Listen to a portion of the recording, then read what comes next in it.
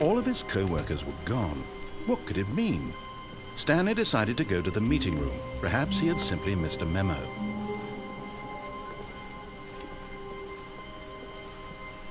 When Stanley came to a set of 2 open doors, this was not the correct way to the meeting room, and Stanley knew it perfectly well. Perhaps he wanted to stop by the employee lounge first, just to admire it. Stanley felt lightheaded, butterflies in his stomach, but eager to get back to business, Stanley took the first open door on his left. Stanley was so bad at following directions, it's incredible he wasn't fired years ago. Look, Stanley, I think perhaps we've gotten off on the wrong foot here. I'm not your enemy, really, I'm not. I realize that investing your trust in someone else can be difficult, but the fact is that the story has been about nothing but you all this time. There's someone you've been neglecting, Stanley. Someone you've forgotten about. Please, stop trying to make every decision by yourself. Now, I'm not asking for me, I'm asking for her. This is it, Stanley. Your chance to redeem yourself, to put your work aside, to let her back into your life. She's been waiting. That's her, Stanley. You...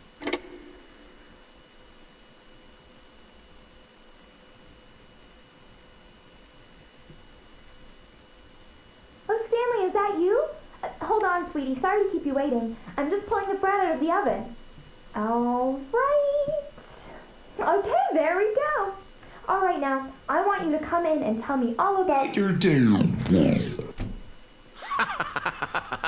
Gotcha. Oh, come on. Did you actually think you had a loving wife? Yeah. Who want to commit their life to you? Yeah. I'm trying to make a point here, Stanley. I'm trying to get you to see something. You Come dick. inside. Let me show you what's really going on here. Sorry, but you're in my story now. Oh. Alright, fine. This is a very sad story about the death of a man named Stanley. I hit it. Press 3 on your keyboard. Stanley is quite a boring fellow. He has a job that demands nothing of him, and every button that he pushes is a reminder of the inconsequential nature of his existence.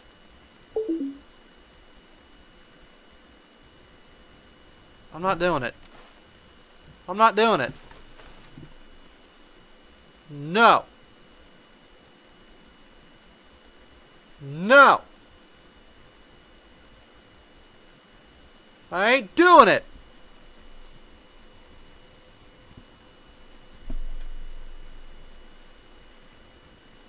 Okay, I don't have a choice. Look at him there, pushing buttons, doing exactly what he's told to do. Now he's pushing a button. Now he's eating lunch. Now he's going home. Now he's coming back to work. One might even feel sorry for him, except that he's chosen this life. But in his mind, in his mind he can go on fantastic adventures. From behind his desk, Stanley dreamed of wild expeditions into the unknown, fantastic discoveries of new lands. It was wonderful, and each day that he returned to work was a reminder that none of it would ever happen to him. And so he began to fantasize about his own job. First, he imagined that one day while at work, he stepped up from his desk to realize that all of his co-workers, his boss, everyone in the building had suddenly vanished off the face of the earth. The thought excited him terribly. So he went further. He imagined that he came to 2 open doors and that he could go through either. At last, choice. It barely even mattered what lay behind each door.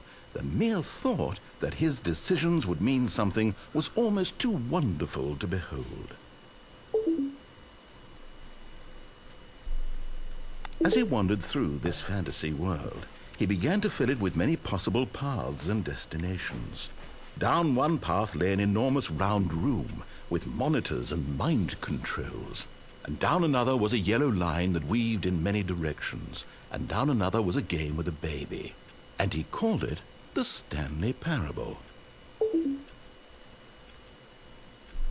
It was such a wonderful fantasy, and so in his head he relived it again, and then again, and again, over and over, wishing beyond hope that it would never end, that he might always feel this free. Surely there's an answer down some new path, mustn't there be? Perhaps if he played just one more time.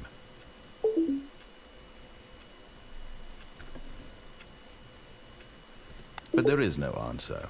How could there possibly be? In reality, all he's doing is pushing the same buttons he always has. Nothing has changed. The longer he spends here, the more invested he gets, the more he forgets which life is the real one. And I'm trying to tell him this, that in this world he can never be anything but an observer, that as long as he remains here, he's slowly killing himself. But he won't listen to me. He won't stop. Here, watch this. Stanley, the next time the screen asks you to push a button, do not do it.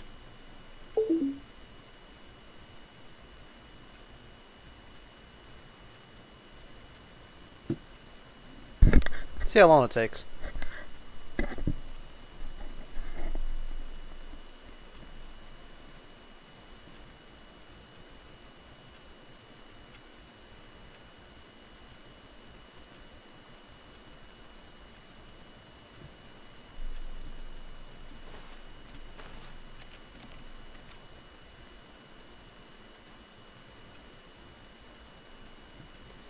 See, you're making me do it. You see? Can he just not hear me? How can I tell him in a way that he'll understand that every second he remains here, he's electing to kill himself? How can I get him to see what I see? How can I make him look at himself? I suppose I can't, not in the way I want him to. But I don't make the rules. I simply play to my intended purpose, the same as Stanley. We're not so different, I suppose. I'll try once more to convey all this to him. I'm compelled to.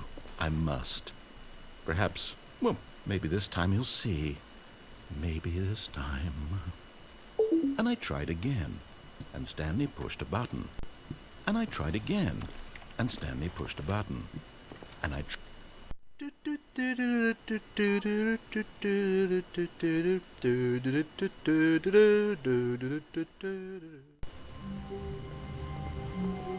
All of his co-workers were gone. What could it mean? Stanley decided to go to the meeting room. Perhaps he had simply missed a memo.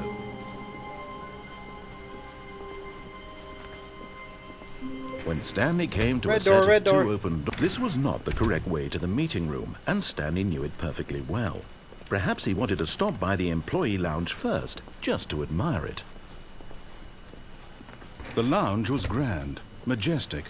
Perhaps, but eager to get back to business, Stanley took the first open door on his left. Stanley was so bad at following directions, it's incredible he wasn't fired years ago. Look, Stanley, I think perhaps we've gotten off on the wrong foot here. I'm not your enemy, really, I'm not. I realize that investing your trust in someone else can be difficult, but the fact is that the story has been about nothing but you all this time. There's someone you've been neglecting, Stan. What? Really? I was in the middle of something. Do you have zero consideration for others? Are you that convinced that I want something bad to happen to you? Why, I don't know how to convince you of this, but I really do want to help you, to show you something beautiful. Look, let me prove it. Let me prove that I'm on your side. Give me a chance. Now listen carefully, this is important. Stanley walked through the red door. Aha, perhaps you misunderstood. Stanley walked through the red door. I still don't think we're communicating properly. Stanley walked through the red door. Oh, thank God you are willing to listen to me. Do you see that I really have wanted you to be happy all this time? The problem is all these choices. The two of us always trying to get somewhere that isn't here. Running and running and running, just the way you're doing right now. Don't you see that it's killing us, Stanley? I wanted to stop. We would both be so much happier if we just stopped. And I think I have a solution. Here, let me show you.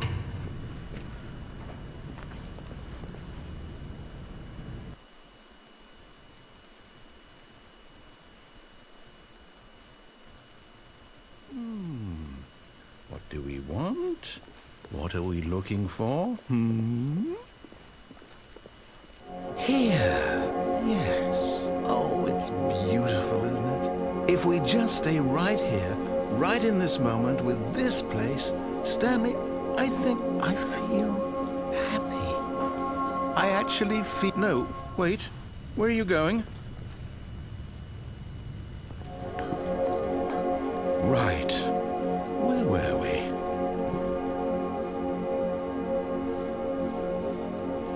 Nah.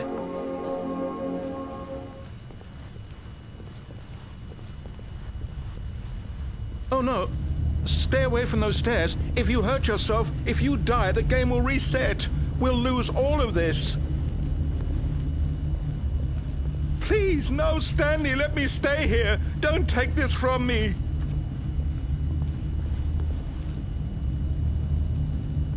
No! Oh, thank God. You lived. No. No, what are you doing, Stanley? Please, I'm asking you not to take this away from me. I can't go back to what I was before. If you die, we'll both go back. Why are you doing this? Stanley, let's go back to the other room.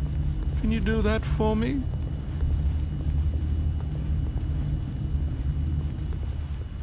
Yes, perhaps you can. Perhaps you finally see what I'm talking about. I know you'll see that we can't be happy if we leave this place. You can see that, can't you?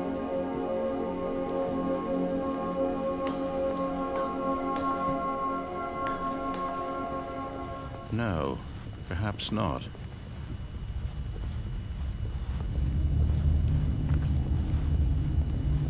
My God, is this really how much you dislike my game? That you'll throw yourself from this platform over and over to be rid of it? You were literally willing to kill yourself to keep me from being happy. Am I reading the situation correctly? Or maybe you're just getting a kick out of it. I don't know anymore. I just wanted us to get along. But I guess that was too much to ask. It looks like you wanted to make a choice after all. Well, this one is yours. Is it over? It's going to restart, isn't it? I'm going back.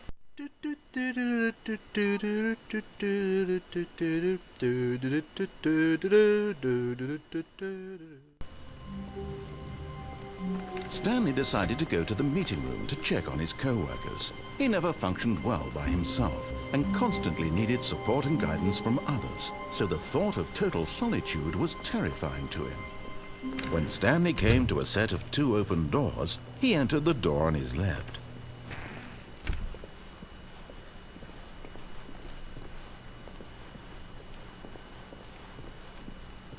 Yet there was not a single person here either. Feeling a wave of disbelief, Stanley decided to go up to his boss's office, hoping he might find an answer there. Coming to a staircase, Stanley walked upstairs to his boss's office.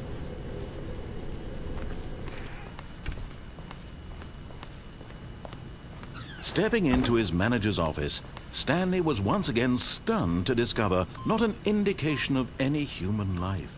What could it mean? Stanley was in such a rush to get through the story as quickly as possible, he didn't even have a single minute to just let the narrator talk. That kind of anxiety isn't healthy, so he relaxed for a few moments with some calming New Age music.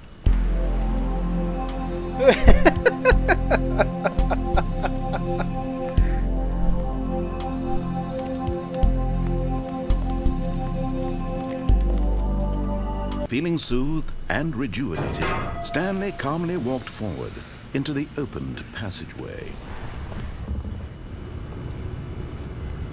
Alright, let's check out the mind control room.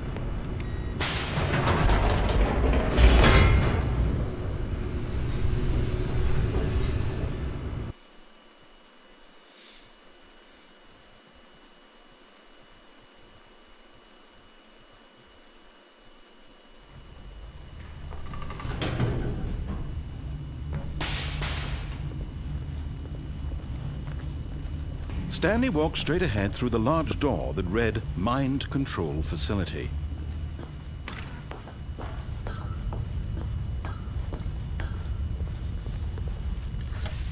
The lights rose on an enormous room packed with television screens. What horrible secret did this place hold? Stanley thought to himself. Did he have the strength to find out?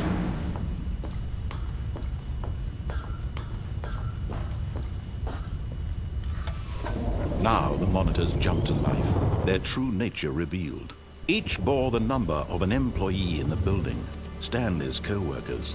The lives of so many individuals reduced to images on a screen, and Stanley, one of them, eternally monitored in this place where freedom meant nothing.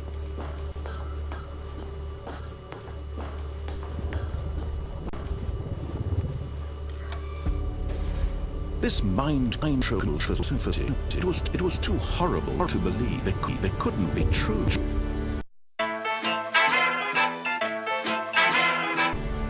Had Stanley really been under someone's control all this time? Was this the only reason he was happy with his boring job? That his emotions had been manipulated to accept it blindly? No. He refused to believe it. He couldn't accept it. His own life in someone else's control? Never! It was unthinkable, wasn't it? Was it even possible? Had he truly spent his entire life utterly blind to the world? But here was the proof. The heart of the operation. Controls labeled with emotions. Happy, or sad, or content. Walking, eating, working. All of it monitored and commanded from this very place. And as the cold reality of his past began to sink in, Stanley decided that this machinery would never again exert its terrible power over another human life. For he would dismantle the controls once and for all. Will I?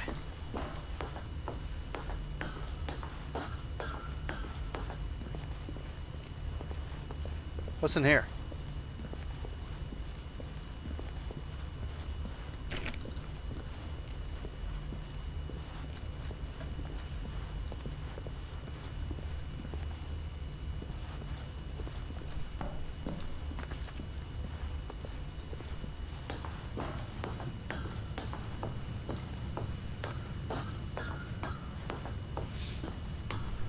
And when at last he found the source of the room's power, he knew it was his duty, his obligation, to put an end to this horrible place and to everything it stood for. Oh, Stanley, you didn't just activate the controls, did you? After they kept you enslaved all these years, you go and you try to take control of the machine for yourself. Is that what you wanted? Control? Oh, Stanley, I applaud your effort, I really do. But you need to understand, there's only so much that machine can do. You were supposed to let it go, turn the controls off, and leave. If you want to throw my story off track, you're going to have to do much better than that. I'm afraid you'd have nearly the power you think you do. For example, and I believe you'll find this pertinent, Stanley suddenly realized he had just initiated the network's emergency detonation system. In the event that this machine is activated without proper DNA identification, nuclear detonators are set to explode, eliminating the entire complex. How long until detonation then? Let's say 2 minutes. Now this is making things a little more fun, isn't it, Stanley? Wow. Law lag.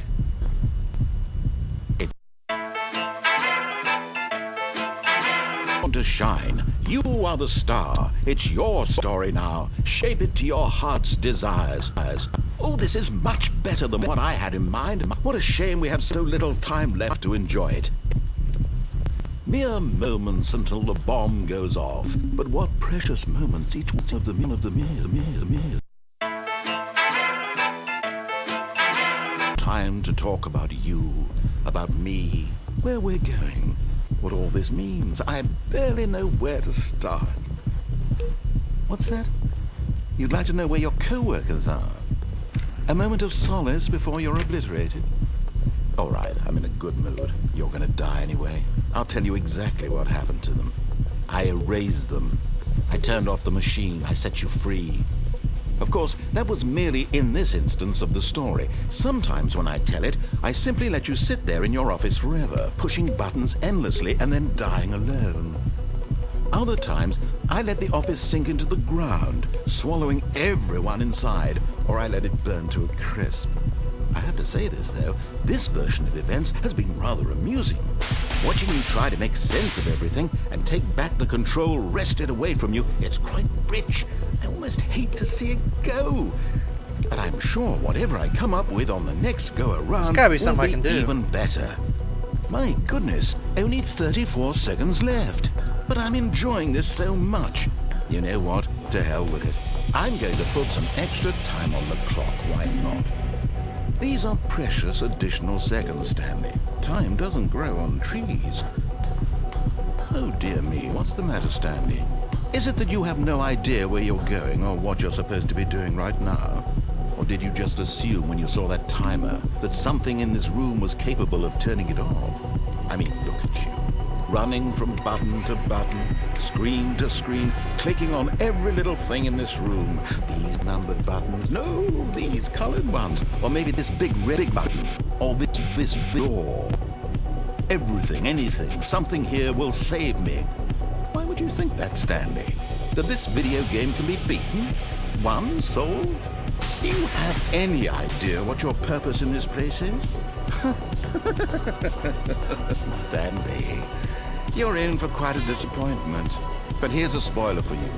That timer isn't a catalyst to keep the action moving along. It's just seconds ticking away to your death. You're only still playing instead of watching a cutscene because I want to watch you for every moment that you're powerless, to see you made humble. This is not a challenge. It's a tragedy. You wanted to control this world, that's fine. But I'm going to destroy it first, so you can't. Take a look at the clock, Stanley. That's 30 seconds you have left to struggle. 30 seconds until a big boom and then nothing. No ending here, just you being blown to pieces. Will you cling desperately to your frail life, or will you let it go peacefully? Another choice.